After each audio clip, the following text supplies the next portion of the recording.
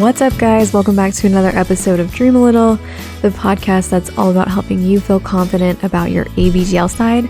I'm your host, Lo. Thank you so much for listening. Before we get started, I want to give a quick shout out to the newest members of our membership website. So big thank you to Elena, Megan, and Cody. If you didn't already know, the membership website is where you can get early access to all Dream a Little podcast episodes, as well as over 70 nurturing mommy audio role plays. I'm passionate about being a mommy, so I love creating realistic and authentic feeling role plays that help you feel extra little as if I'm right there in the room with you. Last week, I released my very first collaboration with Mommy Valerie, which I'm so happy the way that it turned out. If you want to hear a preview of this roleplay collaboration with Mommy Valerie, plus get a link to become a member for only $5 a month, head over to thelittlelounge.com/176. That's thelittlelounge.com/176. As for today's episode, we've got Dan on the show here to talk about his experience with not only coming to terms with ABDL, but how he got his partner involved to the point where she's now attending ABDL events with him. So I'm not going to make you wait any longer. Let's get started. What's up, Dan? How's it going? Hey, it's going pretty good. So nice to have you here. So excited to get to know you a little bit better. I know you mentioned you've listened to the show before, so it's nice to actually have you on. It's really exciting. Yeah, it's really exciting to be on. This is my first time on a podcast, and yeah, it's like a little bit anxious. Did you ever think you'd be on a podcast to talk about diapers? No, definitely didn't see that one coming. Okay, well, there's a first for everything. So what do you identify as? A little, big, switch, all those acronyms? Originally, I was definitely more like an AB and definitely like a DL at the same time. But since being in the community for a while, I've kind of explored other kinks as well, know? Okay, what kind of other kinks are we talking about here? Definitely like impact play, or definitely being like a sub, for sure. Yeah. So are the two not mutually exclusive? Like, do you combine, the diapers and the little space with some of these more intense things like impact play and being a sub? Yeah, absolutely. Well, that's fun. Would you consider that more like, is that what you would consider dark age play? Yeah. Okay. Cool. If I had to give it like my own, because people have different like opinions on like where they're at, like, kind of like on the spectrum when it comes to like ABDL, or even as far as like incorporating other kinks. But yeah, just over the years, I've been to a few different events. I've definitely explored with my partner, like our different interests. Well, that's awesome. Yeah, but it really like originally all starts with like ABDL as like the center, and then other things kind of like on the periphery, kind of like added onto it over time. Okay, can we go back to, when you first realized you were into ABDL? Like, how old were you and how did these interests come about? So for me, like, vaguely, the earliest I can remember is like definitely like childhood, like really early, like young. And then more like the DL kind of side, like developed, as I got a little bit older. And it was like a really hard thing to like come to that self-acceptance, during those like adolescent years. It was like a hard thing to like wrap your head around, there's not like too many people to talk to, or things that, like, I'm pretty old. It's like the internet wasn't around like that long during that time. So you got to feel like sometimes you're the only one, maybe. Because, we know right away. I knew even as a little kid when I had these feelings, I was like, this isn't normal. Like, right. You quickly know, like, this isn't something that most people probably would understand or have any desire to do. Like, you almost feel like maybe there's something wrong with me. Yeah, you can I've like definitely gone through those feelings and like binge purge cycles where it's like, okay, I'm gonna buy a bunch of diapers, and it's like, okay, it's really weird, I'm gonna get rid of all of them. Right. And over time, it's really taxing, and it just kind of comes like this growing cycle of like self-acceptance, and becomes a lot less stressful, Yeah. And it's easier said than done to be like, just accept yourself, like what does that actually look like, and how do you get there to the point where you really accept that this is a part of you? It's so hard. Do you have any tips for anyone who's maybe struggling there? It takes a lot of growth, and people have a lot of different stories on what that looks like, because it could be more of like an AB, more of a DL, but definitely just learn to do it, like put in that time and effort and that energy and like that intention towards trying to achieve that goal, because it's definitely a really liberating experience as well, Yeah, and I can't speak for you, but I know for me personally, the biggest transition from me feeling like very ashamed of what I was doing into becoming confident about it and, having that self-acceptance, a big part of that for me was finding a partner who was accepting of that side. Because I feel like a lot of times if you're with someone who sees your kink as something that's gross or weird, like you can't help but feel like that's the way it is. Versus if you have a partner who's maybe they don't even want to be involved, maybe it's not their thing, but they're like, hey, you do you. Like, whatever floats your boat, I still love you no matter what. I think that is so important to have. And you mentioned earlier that you have a partner who's involved with you. So could you talk a little bit about that? Are they ABDL themselves, or where did you meet them? Did you introduce them to it, So we've been together, I would say like 7 years now. Oh, wow. 8, like a long time. Yeah. You're like, I lost track. Like it's been a while. Anything after 5, you're like, we don't know. So yeah, we're definitely like friends for a year, and we met through work. We were working together, and we just really clicked really well on a lot of different levels. And after some time, after really think about it, I was like, just at that point, even like meeting her, I was coming out of my shell with my kink, and I was starting to attend events for the first time. And yeah, I wanted her to be a part of that experience as well. Wow. Okay. So, yeah. That's kind of a big step to, first of all, to tell someone about it, and then to be like, want to come to my events with me? That took time. That wasn't like super quick. There's definitely a lot going on in between where we are now and then, and like when we first started. Really, like, first break, like that first talk is probably the most nerve-wracking, because you're like, all right, am I gonna be like rejected because of this? Well, like, also to add fuel to the fire, you're coworkers. So right. What if she tells other people at your work about this? How do you know you can trust her? Like, I'm sure all those thoughts were going through your head. Yeah, we definitely did have a lot of trust between each other. I say we were dating for a few months before I got to that point, and knowing each other as just like friends for a year, we got a pretty good feel for each other, Absolutely. And I would just kind of come up like when we're at the bar or something, like, oh yeah, I'm like really kinky, and slowly kind of like feed, like, what do you think about kink? Like, what do you think about these things? And let her know. I was like, yeah, I go to like these kink events. Like, what are your thoughts on, things like that? And she slowly got more comfortable about it. And yeah, it was definitely an experience for sure. It's kind of jumping into the blue. You don't really know what's going to happen, but I slowly like worked it in.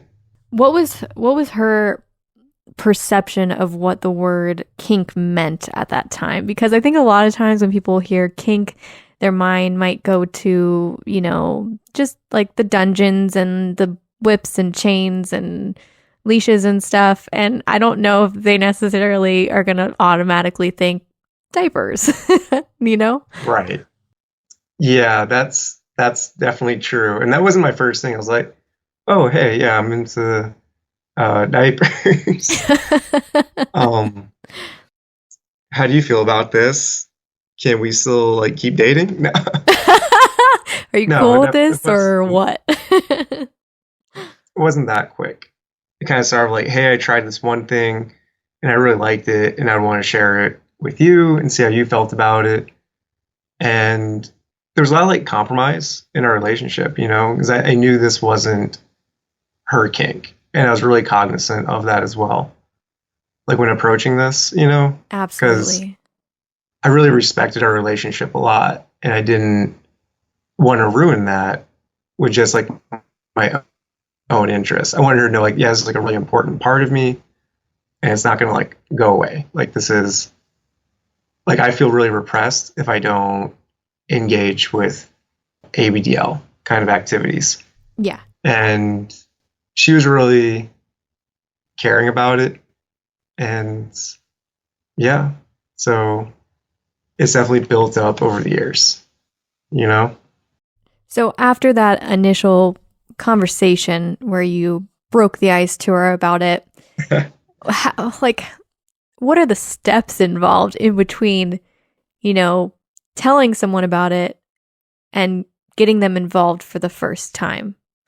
Definitely self-acceptance first, and then sitting down and actually talking with your partner about like expectations and just kind of exploring it and doing like your research first, Yeah. because I remember there actually being a point where she's like, okay, I'm going to do this. And she's like, what do I do? And I was like, I don't know. Like, what? Hold on 1 second. I never thought I would get this far.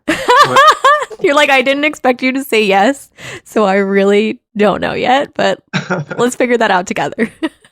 Yeah, that's definitely important too. Like talk about expectations and things of that nature, like hard limits, what are you comfortable with, things like that, It's just so funny because we all get so hung up on this conversation. Sometimes you forget about the steps that follow once they are accepting and they're like, okay, well, what do I do? Right. You're just like, I don't know. Because a lot of times I feel like I hear from people on the show who don't really allow themselves to get that far mentally. Just, like, what do I want this to look like in real life? What do I want my partner to be doing and saying? And how did they fit into this whole thing? So what was her role in when you first started role playing? She was definitely more of like the dom in the role. And even for her, that was a bit of a learning curve because she definitely leans more submissive as well. Okay. But yeah, she definitely took on that role. The more she got comfortable with it and the more we engaged with it. And it's definitely a more like nonchalant thing than what it used to be. What do you mean by that? It can be like a more like casual thing instead of like being so like, oh my gosh, like, am I going to ask her to like die for me for the first time? Because she didn't know. Like, I would ask like, she'll like, just ask me. And even for me, that was really hard. I was like, I want you to engage. Right. I need you. Well, as a sub, you're like, you want them to take that initiative and do it. But like you mentioned earlier, there's that compromise of understanding like this doesn't probably come naturally to them. A lot of aspects of it, not just putting it on, but keeping it on and like all these different things are so new. And I think it's especially challenging when you're more of the submissive role and you want your partner to take on a more dominant role, just because I'd say being the top is more advanced. Like as a submissive, or if you're the dom and your partner wants to be the sub, like you're in charge of the scene. They don't really have to think or do anything. They just have to listen, right? And when you're asking them to take the more dominant role in something that they're not familiar with, you're asking them to lead the scene and make decisions, and it's definitely just more of an advanced thing. So I think trying to explain what you want and how you want them to act is a huge challenge for a lot of people. So sometimes in my case, like my partner was very dominant and it just came very naturally for him to lead the scene. And even though ABDL wasn't his thing, like he was able to make it happen. Whereas your partner, you mentioned, was more on the submissive side. So what was the first couple of times that you role played like? Was it a little bit, were there hiccups along the way, or do you think she kind of fell into it naturally? There was a few hiccups, but I mean, she was really caring and willing, to do this for me. And so, yeah, like she she did great. She definitely took on the role. But I know like our work schedules are really crazy, and so we gotta like make time for it. But she definitely took on the role. I'm kind of like scattered around with it, but yeah, like her work takes up a lot of time too. So even like falling into some roles, it like takes a lot of energy for her. It's like when she comes back from work, that's like the last thing she wants to do is like, oh my gosh, I gotta do like all this work and do this scene. So I'm definitely like cognizant of that. But like sometimes on weekends and stuff, she definitely takes on that role, like when we have time. That is so important when you're first starting out as well, is like you said, being cognizant of how is my partner feeling? Is this the right time to ask for little space? And I do think when people first start out, they tend to be more cautious unless they just get like super excited about finally being able to be open, and then they tend to go overboard. So I think it's better in this case to take on the role that you did, which was being more cautious, being more empathetic of, things that they've got going on in their lives, and being understanding of that. And it's kind of nice to have those boundaries as well, because when you're new to a relationship, you want to also get to know that other person in a vanilla way and make sure that they know that you're not just in it for the fact that they can make your fantasies come to life. Like you love that person for who they are, with or without this kink. Oh yeah, absolutely. And that's a really big portion of that trust we built up between each other too. Is just like even like in our vanilla lives, we really synced like on a lot of different levels. We spent a lot of time together, and yeah, we definitely love each other. That's and great. So I don't want kink to be like a wedge kind of between us when we're both like overworked or something. Like always keep like what she wants definitely, like in my mind as well, Absolutely. But she's definitely like a phenomenal woman. She's come to some of the events with me and is definitely really engaged with the ABDL side. Okay. And she's very vanilla at first. So it sounds like she's come a long way. I mean, I am obviously ABDL, but I haven't even been to any events, and she's already been to more events than I have. So, because for me, that's just a little bit outside of my own comfort zone, even though this is my kink. So I can't imagine how much courage it takes for her to, go to her very first event. So could you talk a little bit about that? What was the first event that you guys ever went to together? Oh, gosh, so long ago. I can't remember if I took her to a munch first. Yeah, it was it was a munch. Yeah, at Baja Betty's in San Diego. Uh-huh. Which was a lot of fun. I definitely go to munches first. And it's kind of like when it comes to going to events, I feel like it's definitely like a stepping stone process. Like go to a munch first, and then maybe go to like a play party after you get to know some people and talk with them. Then maybe go to like a bigger event. And then I mean like Capcom is kind of like where that tops off, I think, like an actual like convention. Because I feel like that can also be really overwhelming for a lot of people.